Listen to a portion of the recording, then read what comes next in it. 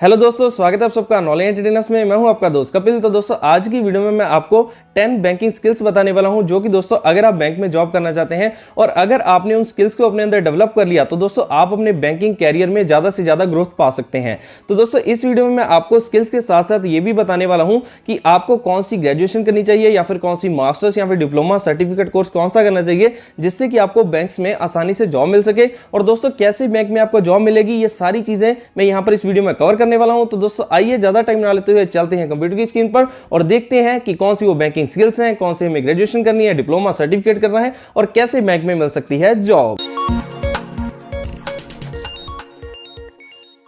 दोस्तों अभी हम यहाँ पर मेरी कंप्यूटर स्क्रीन पर पहुंच चुके हैं। तो दोस्तों सबसे पहले आपको ये वेबसाइट को ओपन कर लेना है, ठीक है। अगर आप खुद से रीड करना चाहते हैं तो दोस्तों इसका लिंक मैं यहाँ पर डिस्क्रिप्शन में डाल दूंगा, तो आप वहां से इसे ओपन कर सकते हैं, ठीक है। तो दोस्तों देखिए यहाँ पर इसकी हेडिंग लिखी हुई है skills required for banking job, ठीक है। तो आपको यहाँ पर कौन कौन सी स्किल्स है जो मस्ट है आपके पास होनी चाहिए अगर आप बैंकर बनना चाहते हो और बैंक में जॉब लेना चाहते हो, ठीक है। तो दोस्तों देखिए स्टार्ट करते हैं। दोस्तों सबसे पहली चीज देखिए यहाँ पर कस्टमर डीलिंग। तो दोस्तों अगर आप किसी भी बैंक में जॉब करेंगे, देखिए यहाँ पर बैंक्स में क्या होता है, किसी भी तरह के प्रोडक्ट सेल होते हैं, जैसे कि फाइनेंशियल प्रोडक्ट्स हो गए, इंश्योरेंस होगी, आपके म्यूचुअल फंड्स हो गए, सिप हो गई या फिर और भी कई प्रोडक्ट्स होते हैं, ठीक है। तो आपको दोस्तों उसके लिए क्या चाहिए, कस्टमर चाहिए। तो दोस्तों सबसे पहले आपके अंदर एक क्वालिटी होनी चाहिए, स्किल होनी चाहिए। वो कौन सी होनी चाहिए, यहाँ पर कस्टमर डीलिंग, ठीक है। तो यहाँ पर देखिए लिखा हुआ है कस्टमर सर्विस है जो इंपॉर्टेंट रोल प्ले करता है कस्टमर को अट्रैक्ट करने में और रिटेन करने में, ठीक है। तो दोस्तों यहाँ पर देखिए इसे आप कैसे इंप्रूव कर सकते हैं वो भी मैं आपको यहाँ पर साथ साथ में बताता रहूंगा। जो भी स्किल्स बताऊंगा तो आप उन्हें कैसे इंप्रूव कर सकते हैं। अगर आपके अंदर नहीं है तो आप उन्हें इंप्रूव कीजिएगा इस वीडियो को देखने के बाद, ठीक है। तो यहाँ पर देखिए दोस्तों सबसे फर्स्ट पॉइंट कैसे आप कस्टमर डीलिंग को इंप्रूव कर सकते हैं। देखिए यहाँ पर है परसुएसिव स्पीकिंग स्किल्स, ठीक है। मैं इसको ज्यादा यहाँ पर पढ़ नहीं रहा हूँ, मैं आपको सिंपली बताता हूँ फर्स्ट पॉइंट का क्या मीनिंग है। देखिए जैसे कि अगर आपके वहां पर बैंक में या फिर एरिया में कोई ऐसा पर्सन है जो बहुत ही अच्छा जिसका बिहेवियर है, तो आप उससे सीख सकते हैं बहुत सारी चीजें, ठीक है। और उसके बाद दोस्तों एम्पैथी मतलब कि समानुभूति, जब आप किसी से बात कर रहे हैं, ठीक है, तो उसके जैसी फीलिंग में आपको आना है। अगर वो आपके साथ थोड़ा सैडनेस में बात कर रहा है तो आपको उसकी बात को समझने की कोशिश करनी है। अगर कोई खुश है तो आपको उसके साथ खुशी में होना है, तो आपको उसको समझने की कोशिश करनी है, ठीक है।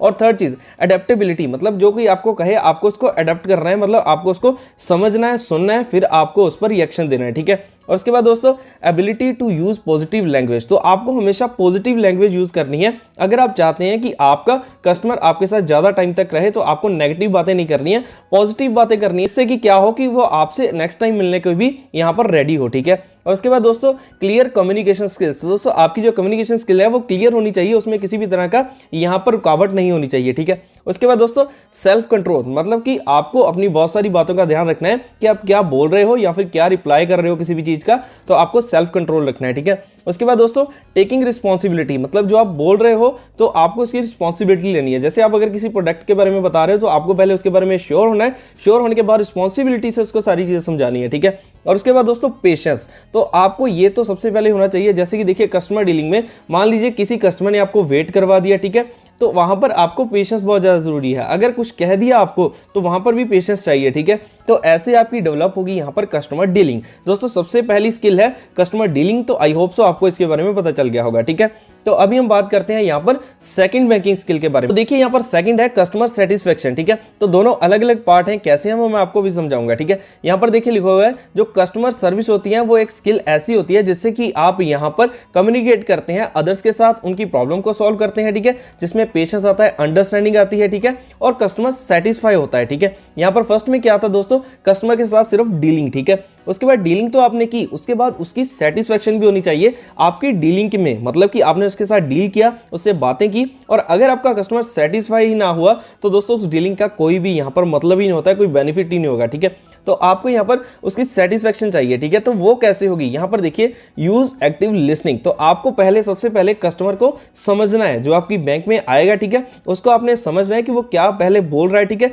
एक्टिव लिसनिंग करनी है, पूरा उसको समझ के फिर ही रिप्लाई करना है, ठीक है। उसके बाद देखिए keep an I on client reviews, तो आप जो बोल रहे हो उसके ऊपर क्लाइंट के यहाँ पर क्या रिव्यूज हैं उसके क्या एक्शन है, बॉडी गेस्चर उसका क्या है। मतलब अगर आप किसी प्रोडक्ट के बारे में बता रहे हो और कस्टमर वहां पर इंटरेस्टेड ही नहीं है, बिल्कुल भी नहीं है, तो आपको प्रोडक्ट को चेंज कर लेना। तो एक ही प्रोडक्ट के बारे में नहीं बताते रहना है। तो यहां पर इस चीज की मैंने आपको सिर्फ एग्जांपल दी है, आपको रिव्यूज पर भी ध्यान रखना है कस्टमर के, ठीक है। और उसके बाद थर्ड चीज सेंट्रलाइज क्लाइंट डाटा। तो वहां पर आपको उससे कुछ बातें करनी है कस्टमर के साथ। जब उसका डाटा, उसकी फैमिली का सारा डाटा आपके पास आ जाएगा, मतलब बातों से आपको समझ आ जाएगा कि उसको किस प्रोडक्ट की नीड है या फिर उसकी क्या नीड है, ठीक है। फिर आपको उससे बात करनी है उसके अकॉर्डिंग, ठीक है।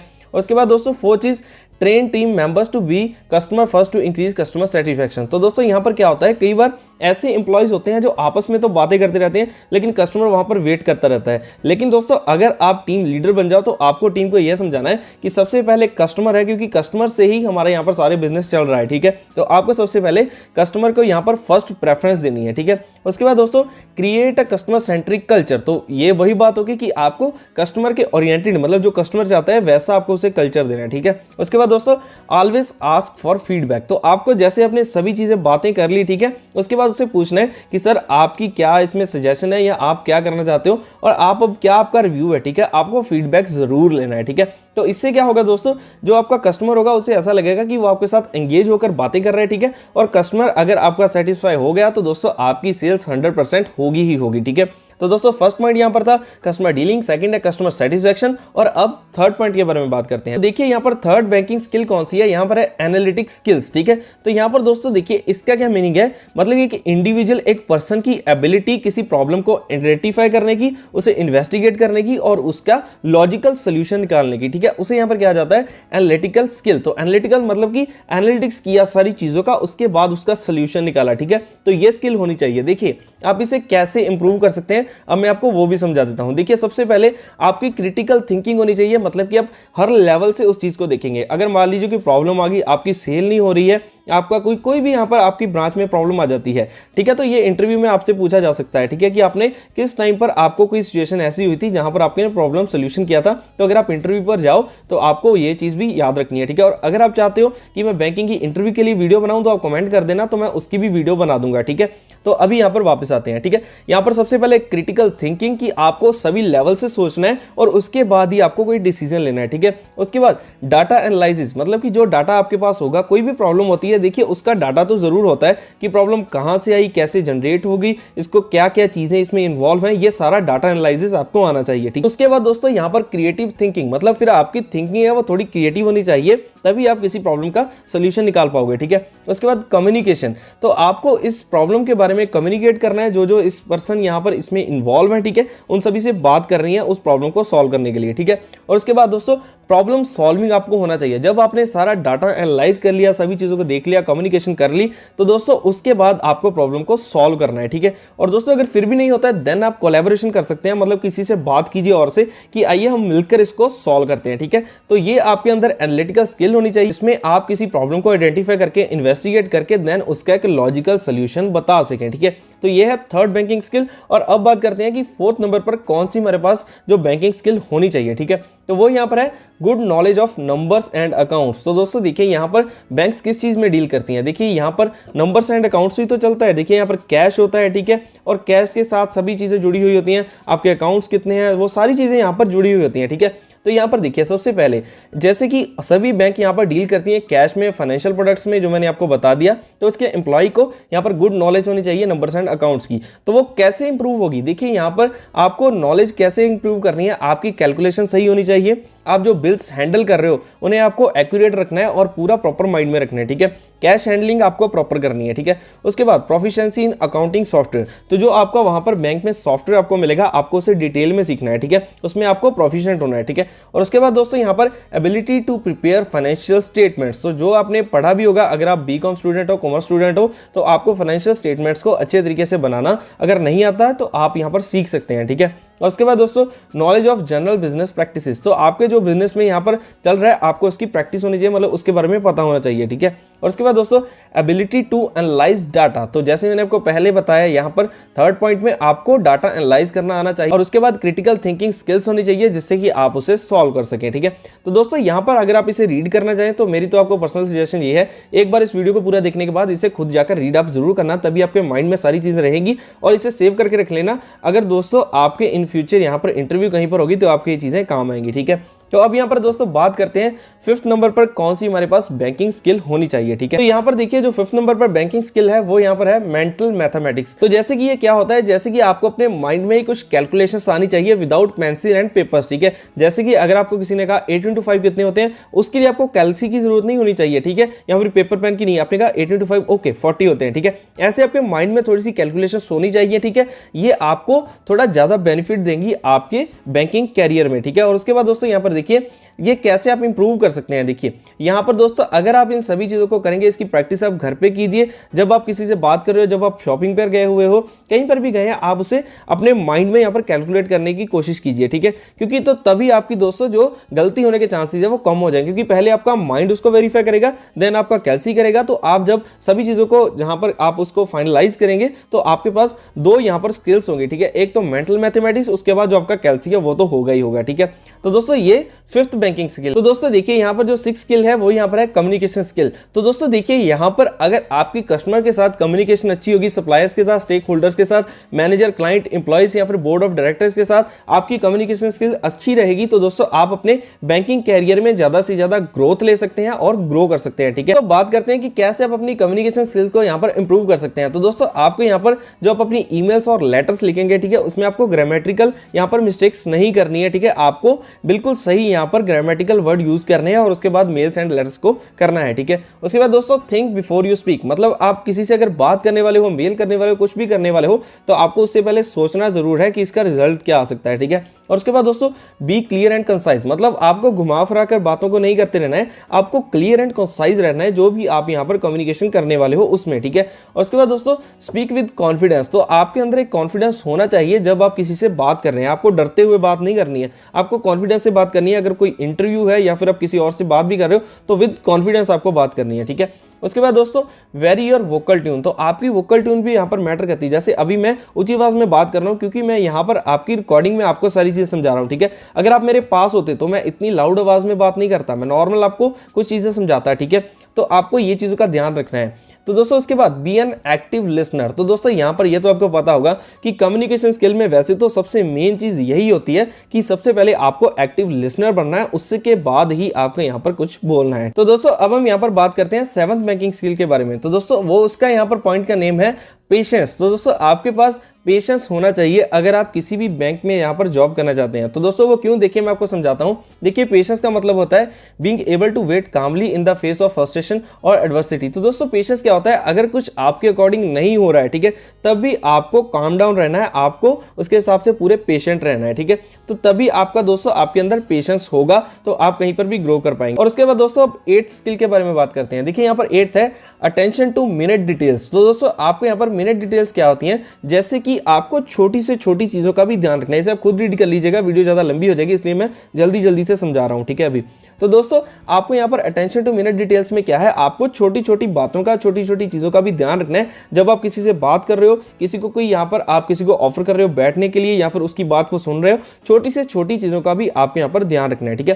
कैसे इंप्रूव कर सकते हैं, देखिए मैं आपको यहाँ पर कुछ चीजें वैसे पढ़ के समझा देता हूँ। देखिए रीड करिए बुक्स को, ठीक है, स्पेंड करिए लेस टाइम आपको यहाँ पर स्पेंड करना है, सोशल मीडिया पर ज्यादा टाइम नहीं स्पेंड करना है। उसके बाद आपको अपना टाइम लेना है अपनी बात करने के लिए, मतलब जल्दी जल्दी से नहीं बोलना है, ठीक है। उसके बाद focus on your quality over quantity, तो दोस्तों आपको क्वालिटी पर ज्यादा ध्यान रखना है। उसके बाद दोस्तों आपको एक यहाँ पर टेक्निक यूज करनी है जो आपको बहुत अच्छी लगेगी। देखिए इसे ध्यान से सुनिएगा, जो है प्रोमोडोरो टेक्निक, ठीक है। तो आपको इस टेक्निक में क्या होता है, देखिए आपको सबसे पहले जो आप काम करना चाहते हैं, ठीक है, उसे आपने जैसे डिसाइड कर लिया, उसके बाद दोस्तों आपको एक अपने मोबाइल फोन पर टाइमर लगाना है 25 मिनट्स का। तो दोस्तों उसके बाद आपको उस टास्क को पूरे 25 मिनट्स तक विदाउट एनी डिस्ट्रैक्शन करते रहना है और फिर उसके बाद आपको 5 मिनट्स की ब्रेक लेनी है। तो दोस्तों इसी चीज को आपने 3 बार करना है। जब आपने दोस्तों इस चीज को 3 बार कर लिया तो दोस्तों उसके बाद आपको एक बड़ी ब्रेक लेनी है जो कि होगी 30 मिनट्स की ब्रेक, ठीक है। तो दोस्तों आपको इस टेक्निक को अप्लाई करके देखना है। अगर आपको यहाँ पर अपने पर ज्यादा यहाँ पर आपको चीजें नहीं समझ आती हैं तो आपको ये चीजें करनी है जिससे कि आप ज्यादा टेंशन से वर्क कर पाएंगे, ठीक है। और उसके बाद दोस्तों ऑर्गेनाइज योर वर्क स्पेस, तो ये तो आपको समझ आ गया होगा, ठीक है। अब हम 9 चीज़ के बारे में बात करते हैं। तो दोस्तों जिसे मैंने ऊपर आपको बताया कि आपके अंदर कॉन्फिडेंस होना चाहिए, तो उसके बारे में आप डिटेल में यहाँ पर खुद रीड कर लेना, तो मैं इसको ज़्यादा यहाँ पर नहीं बताऊंगा, सिर्फ ये बता देता हूँ कि आपके अंदर ऐसा कॉन्फिडेंस होना चाहिए जैसे कि एरोगेंट वे में नहीं बट कि रियलिस्टिक वे में, मतलब कि ऐसा कि मुझे तो सब कुछ पता है, ऐसा नहीं होना चाहिए। ऐसे होना चाहिए कि ठीक है मुझे पता है लेकिन मैं अभी भी सीख रहा हूँ, ठीक है। तो ये कॉन्फिडेंस आपके अंदर होना चाहिए। तो दोस्तों अब लास्ट 10th स्किल के बारे में बात करते हैं जो कि बहुत ही यहाँ पर मेन है। तो यहाँ पर दोस्तों इन सभी चीज़ों का कंक्लूड भी आपको इसे कह सकता हूँ। और दोस्तों आइए अब इसके बारे में बात करते हैं। देखिए यहाँ पर 10th स्किल का नेम है technical skills and stress management, ठीक है। तो यहाँ पर देखिए टेक्निकल स्किल कौन सी, जो मैंने आपको पहले बताया, प्रॉब्लम सॉल्विंग आप होने चाहिए, इमोशनल इंटेलिजेंस, मतलब अगर आपसे कोई झगड़ भी पड़ा है तो आपको वहाँ पर इमोशनल होकर उसे बोलने या फिर पीटने नहीं लग जाना है, आपको वहाँ पर अपनी इमोशनल इंटेलिजेंस दिखानी है और आपको पेशेंस में वर्क करना है, ठीक है। उसके बाद न्यूमेरेसी स्किल, जो मैंने आपको बता दिया, नंबर्स जो काउंट कर रहे हैं वो। और उसके बाद टीम वर्क आपको आना चाहिए, ऑर्गेनाइजेशन एंड टाइम मैनेजमेंट आपको आना चाहिए, लीडरशिप एंड टीम मैनेजमेंट आपको आना चाहिए। इसे कहते हैं टेक्निकल स्किल्स, ठीक। तो दोस्तों स्ट्रेस मैनेजमेंट यहाँ पर देखिए क्या है कि आपको किसी भी आपको वर्क एनवायरनमेंट में जब आप हो जहां पर आपको बहुत ज्यादा स्ट्रेस हो, तो दोस्तों उसे आप कैसे मैनेज कर सकते हैं, कैसे फिर भी आप अपने माइंड को फ्री रखते हैं, तो दोस्तों उसे कहा जाता है स्ट्रेस मैनेजमेंट। तो दोस्तों आप इस चीज को कैसे यहाँ पर अपने अंदर से ज्यादा यहाँ पर इसको ग्रो करवा सकते हैं स्ट्रेस मैनेजमेंट को। तो देखिए दोस्तों अगर आप यहाँ पर बैंकिंग एनवायरनमेंट हो तो आपको दोस्तों क्या करना है, अपने एम्प्लॉय के साथ काउंसलिंग करनी है, ठीक है। और दोस्तों यहाँ पर देखिए कुछ पॉइंट्स हैं जैसे कि एनकरेज ओपन कम्युनिकेशन, मतलब कि आप अपने एम्प्लॉयज को कह सकते हैं कि आप ओपनली मुझसे हर तरह की बात कर सकते हैं जो भी आपको यहाँ पर लगता है, ठीक है। उसके बाद encourage employees to take breaks, तो दोस्तों आपको ऐसा नहीं करना है कि अगर आपने किसी एम्प्लॉय को देख लिया ये फ्री कैसे बैठा है, अभी 2 मिनट तो हुए इसको काम करते हुए, 2 मिनट ये फ्री कैसे बैठ गया, ऐसा नहीं, आपको उनको ब्रेक्स लेने देना है, ठीक है, तभी वो अच्छे तरीके से वर्क कर पाएंगे। और उसके बाद यहाँ पर take the team out on company off sites, तो जब यहाँ पर कंपनी यहाँ पर ऑफ होता है आपको, तो आप अपनी टीम को बाहर घुमाने लेकर जा सकते हैं, ठीक है। उसके बाद bring some divergence into the office, और उसके बाद कंसीडर फ्लेक्सिबल वर्क शेड्यूल्स, तो ये सबसे मेन पॉइंट है कि जो वर्क शेड्यूल होने चाहिए वो फ्लेक्सिबल होने चाहिए। उनको आपको ऐसा नहीं कर देना है कि वो आपका एम्प्लॉई है वो थका सा रहे या फिर वो बहुत ही ज़्यादा स्ट्रेस में रहे, वो बहुत ज़्यादा सफ़र करना पड़े उसको उस शेड्यूल में उस टाइम में, ठीक है। तो आपको ये चीज़ों का यहाँ पर ध्यान रखना है। तो मैंने आपको यहाँ पर बिल्कुल इनिशियल लेवल से लेकर मैनेजर लेवल तक आपको सारी चीज़ें यहाँ पर समझा दी हैं। अगर आपके पास आप यहाँ पर बैंक में जॉब करना चाहते हैं तो दोस्तों आपके पास कौन कौन सी बैंकिंग स्किल्स होनी चाहिए, ये मैंने आपको सारी चीज़ें डिटेल में बता दी हैं। तो दोस्तों अब यहाँ पर बात करते हैं कि कौन सी डिग्री बेस्ट है अगर आप बैंक में यहाँ पर जॉब करना चाहते हैं। तो जैसे मैंने आपको स्टार्टिंग में बताया था ये चीज़ें अभी हम यहाँ पर क्लियर करने वाले हैं। देखिए यहाँ पर आप इसे खुद भी रीड कर सकते हैं यहाँ पर डिस्क्रिप्शन में लिंक से, जैसे कि यहाँ पर यूजी कोर्सेज कौन से हैं, अंडर ग्रेजुएट, तो वो आप यहाँ से सारे रीड कर लेना। मैं 2 आपको बता देता हूँ, जैसे कि bachelors in banking and finance, BBA in banking accounting, तो बाकी आप यहाँ पर इसे खुद रीड कर लेना, ठीक है। मास्टर्स कोर्स जैसे कि हो गया MBA in banking and finance, masters in financial mathematics, ठीक है। और उसके बाद डिप्लोमा सर्टिफिकेट ये सारे मैंने बताए हुए हैं, diploma in banking and finance, graduate certificate of finance and banking, graduate certificate in banking security, तो ये सारे आपको यहाँ पर नीचे मिल जाएंगे। तो आप इन्हें सभी चीज़ों को यहाँ पर रीड कर सकते हैं, या फिर यहाँ पर वीडियो को स्टॉप कीजिए, 2 मिनट इसे रीड कर लीजिए, फिर यहाँ पर मैं रोक देता हूँ, उसके बाद यहाँ पर स्टॉप करके आप अभी इसे रीड कर सकते हैं, ठीक है। और उसके बाद दोस्तों अगर आपने इन सभी चीज़ों को रीड कर लिया है, समझ लिया है, पढ़ लिया है, तो दोस्तों यहाँ पर नीचे अगर आप अपना कैरियर स्टार्ट करना चाहते हो बैंकिंग में, ठीक है, तो दोस्तों आपको यहाँ पर नीचे वीडियो का मैंने लिंक दिया हुआ है, इस पर आपको क्लिक करना है। तो आपके सामने एक और वीडियो ओपन हो जाएगी जहां पर मैंने बताया हुआ है कि कैसे आप अपना कैरियर स्टार्ट कर सकते हैं बैंकिंग में, कैसे आप जॉब को ले सकते हैं, ठीक है। अगर आप यहां से जाना चाहें यहां से क्लिक कर सकते हैं, अदरवाइज मैं डिस्क्रिप्शन में भी डायरेक्टली इसका लिंक डाल दूंगा, वहां पर भी लिख दूंगा how to start career in banking, ठीक है। तो आप उस वीडियो को जरूर देख लेना, तो वहां से मैंने बहुत सारी चीजें ऐसी बताई हुई हैं कि कैसे आपको बैंक में जॉब मिल सकती है। तो दोस्तों होप सो वीडियो आपके लिए बहुत ही ज्यादा वैल्यूएबल और इन्फॉर्मेटिव रही होगी। तो दोस्तों जरूर अपना फीडबैक आप भी हमें दीजिएगा कि आपको ये वीडियो पूरी कैसी लगी है, और अगर आपकी कोई क्वेरी रहती है तो वो भी मैं आपकी सॉल्व करने की पूरी कोशिश करूंगा। आप नीचे कमेंट सेक्शन में कमेंट कर सकते हैं। तो दोस्तों यार बहुत ही ज़्यादा मेहनत लगती है वीडियो को बनाने में, ये सारे कंटेंट को तैयार करने में, तो एक लाइक तो यार बनता है, तो वीडियो को अभी लाइक कर देना और चैनल को सब्सक्राइब करना, बेल आइकन को हिट करके रखना, तभी आपको आने वाले टाइम में ऐसी वीडियोस के नोटिफिकेशन मिल पाएंगे। तो दोस्तों जल्दी मिलेंगे ऐसी और भी कई नई वीडियोस के साथ, तो तब तक के लिए आप सभी को अलविदा दोस्तों।